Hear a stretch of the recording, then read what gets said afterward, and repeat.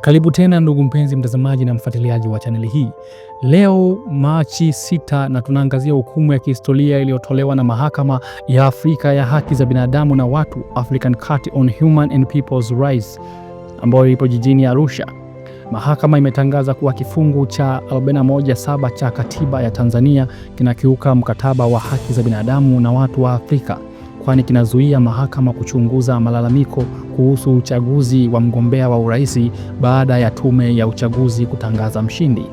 Hukumu hii inasubiriwa kwa shauku kubwa na ina athari kubwa kwa demokrasia ya Tanzania. Mahakama ya Afrika ya Haki za Binadamu na Watu imetoa hukumu leo Machi 6 mwaka 2026 katika kesi hiyo inayohusiana na uhalali wa uchaguzi na haki za kisiasa nchini Tanzania. Mlalamishi applicant alidai kuwa serikali ya Tanzania imekiuka haki chini ya katiba, chini ya mkataba wa haki za binadamu na watu wa Afrika kwa kudumisha kifungu cha 41(7) cha Katiba ya Jamhuri ya Muungano wa Tanzania. Kifungu hicho kinasema: wakati mgombea anapotangazwa na tume ya uchaguzi kuwa amechaguliwa kwa mujibu wa ibara hii, basi hakuna mahakama yoyote ya sheria itakayokuwa na mamlaka ya kuchunguza uchaguzi wa mgombea huyo. Mlalamishi amedai kuwa kifungu hiki kinazuia upatikanaji wa haki, and access to justice, na kunyima wananchi haki ya kupata ulinzi wa mahakama dhidi ya ukiukaji wakati wa uchaguzi wa urais.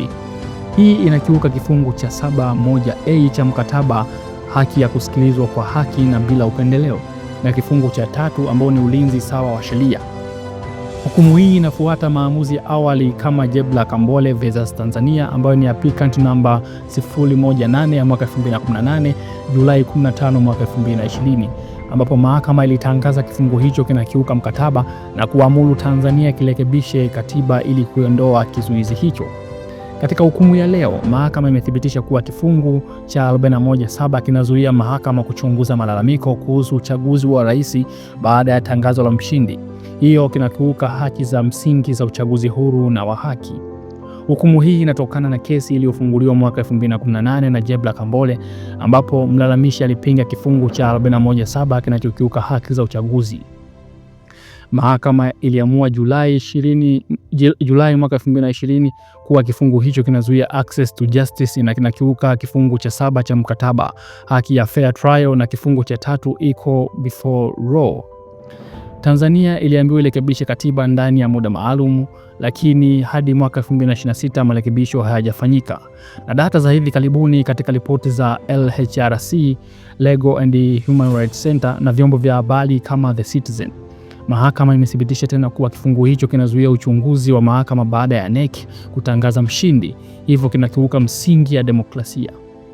Hii inaungana na maamuzi mengine ya mahakama kuhusu Tanzania, ambapo nchi imepoteza kesi nyingi zaidi ya 30 hadi mwaka 2025 kuhusu haki ya uchaguzi huru wa habari na haki za binadamu. Mlalamishi alidai kuwa kifungu hiki kinanyima wananchi haki ya kupata ulinzi wa mahakama dhidi ya udanganyifu wa uchaguzi wa urais na kinawapa kinga wagombea waliochaguliwa bila uchunguzi. Mahakama imekubaliana na hii na ikisema kifungu kinazuia haki za msingi chini ya mkataba wa Afrika wa viwango vya kimataifa. Hukumu inaamuru Tanzania irekebishe katiba ili kuruhusu mahakama kuchunguza malalamiko ya uchaguzi wa urais na hivyo kuimarisha demokrasia na upatikanaji wa haki. Kifungu cha 41(7) kimekuwa chanzo cha utata kwa miaka mingi. Katika uchaguzi wa mwaka 2015 na mwaka 2020, upinzani, Chadema pamoja na wengine walilalamika udanganyifu, lakini mahakama za Tanzania hazikuwa na mamlaka ya kuchunguza baada ya NEC kutangaza mshindi. Hii iliongeza shutuma za ukosefu wa uhuru wa uchaguzi. Baada ya uchaguzi wa Oktoba mwaka 2025 ambapo Rais Samia Suluhu Hassan alishinda kwa kishindo, kulikuwa na maandamano na ripoti za vurugu na ukiukwaji wa haki, ambapo UN pamoja na HRW zilinaripoti mamia walikufa. Hukumu hii inakuja wakati Tanzania inahitaji mageuzi ya katiba ili kurejesha amani au imani kimataifa na kuimarisha demokrasia.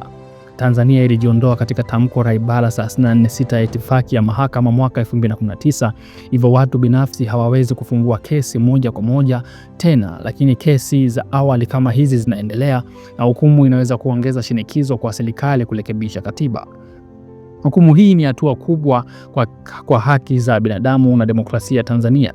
Kifungu cha 41(7) kilikuwa kikizuizi kikubwa cha upatikanaji wa haki wakati wa uchaguzi wa urais, na mahakama imethibitisha kuwa kinakiuka mkataba wa Afrika na viwango vya kimataifa. Uamuzi huu unatoa wito wa mageuzi ya katiba ili kuruhusu mahakama kuchunguza malalamiko na hivyo kuimarisha uchaguzi huru na wa haki. Hata hivyo, utekelezaji unategemea na nia ya serikali.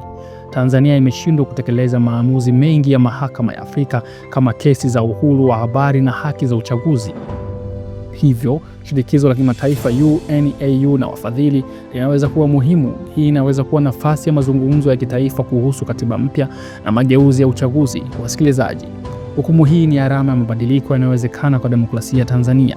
Endelea kuwa nami, nitajisi kukuletea habari kadri zinavyotufikia, na wewe tuachie maoni yako kuhusiana na hukumu hii iliyotolewa na mahakama ya Afrika huko jijini Arusha.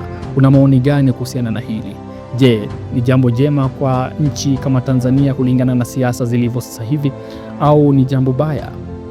Tuachie maoni yako kwenye comment hapo, na sisi tutakurejea na kukujibu kadri utavyotufikia.